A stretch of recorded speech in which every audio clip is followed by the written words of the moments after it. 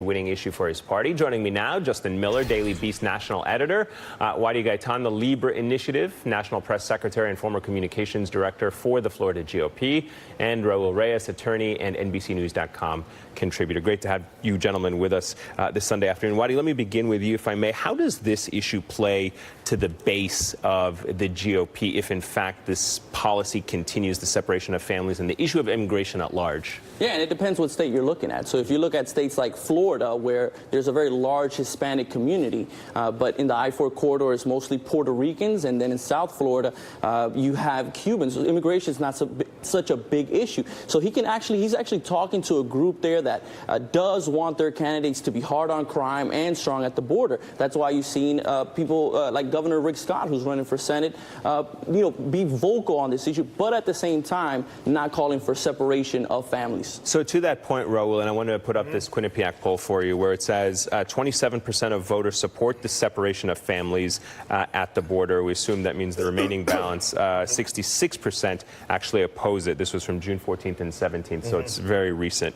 Will Democrats use immigration as a weapon in the midterm elections? Right. Is that an effective strategy for Democrats to campaign on, given what we're seeing in terms of I think that has changed drastically in the last, say, 10 days, because immigration has been a highly effective wedge issue for the Republicans, especially with the base. But now this story has really shocked the country. It certainly has resonated with Latinos, that now this is something that Democrats can win on. And we see this in the Pew poll that's out, that's showing for the first time recently the #1 issue for Democrats, which is typically economy or healthcare, is now immigration. That's what we've typically seen with Republicans. And couple that with, Republicans, this president among Latinos has 69% negative. With African Americans, it's 86%. So that gives them an opening in certain districts with large Latino populations, including Florida, as you mentioned, to try and exploit the president's vulnerability. And in Florida, especially, there are many Puerto Ricans who are unhappy, in addition to immigration, with his handling of the hurricane. Justin, you published an article on Wednesday highlighting how the president signed the executive order that would essentially not separate families after initially establishing the zero tolerance policy, which separated families. How would you say this week has gone for the president, given the fact that he said at first he couldn't do it, it wasn't in his hands, he tried to kind of pin it to the Democrats, that didn't work, we saw the backlash, and then he rescinded it with an executive order? Well, I think it's been an awful week, right? The president, for the first time really in his administration, has finally backed down from something. I think once that was because the public got behind, or got against him, really, and also, more importantly, really rare, the Republican Congress did too. He wanted this policy to be cruel, quite frankly, because it would be a deterrent. Yeah. And now it's that part of it at least is gone, but not the whole thing, certainly. This machine that is locking people up and prosecuting them is not slowing down. Do you get a sense that it could come back and haunt the GOP in the midterms the way, the way the president has handled it? Or are there members of the GOP who could say, like what we saw in South Carolina against Mark Sanford, that, hey, you know what, this is the party of Donald Trump, you either get on his party platform or get out of the way? Well, I think it will have two different effects. The primaries, insofar as there still are, people are going to run towards Trump, pro breaking up the families, pro arresting people. In states like Nevada, where Dean Heller was with President Trump, this has got to be a horrible issue for him. This state is 30% Hispanic. It was won by Hillary Clinton in 2016. He does not want this headache. And that could cost him, or it could cost the party, rather, a Senate seat.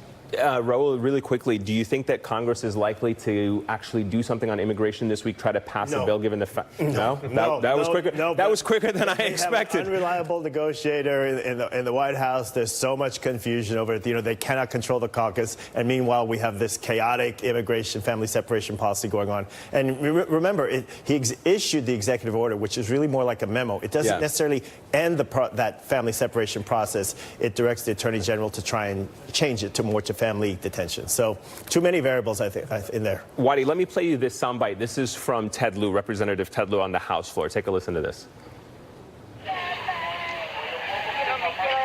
The gentleman will suspend. For what reason, Madam Speaker? The gentleman is in breach of quorum. Cite the rule, Madam Speaker.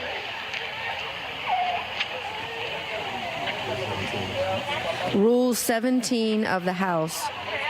There's that no rule that prohibits says I Rule can't play 17. sounds.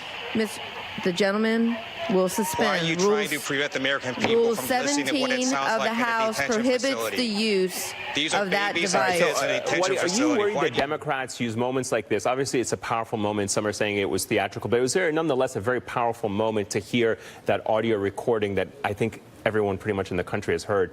Are we likely to see Democrats use moments like this and this debate to flip seats in November?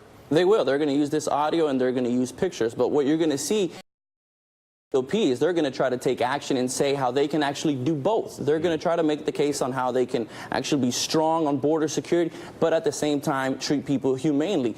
You mentioned Senator Dean Heller. He was at the event with President Trump, right. But just earlier this week, he was one of the original 13 members who called on the administration to stop separating families. So you're going to see that they're going to try to make the case how they can do both. Yeah, there's certainly some Republicans who are critical. The president will be able to play that card as well. Wadi, Gaitan, Justin Miller, Raul Reyes, great to have all of you guys with us this Sunday afternoon. That'll do it for this week. Join me back here next Sunday at 5 p.m. to break down the major stories of the week. Of course, you can reach out to me on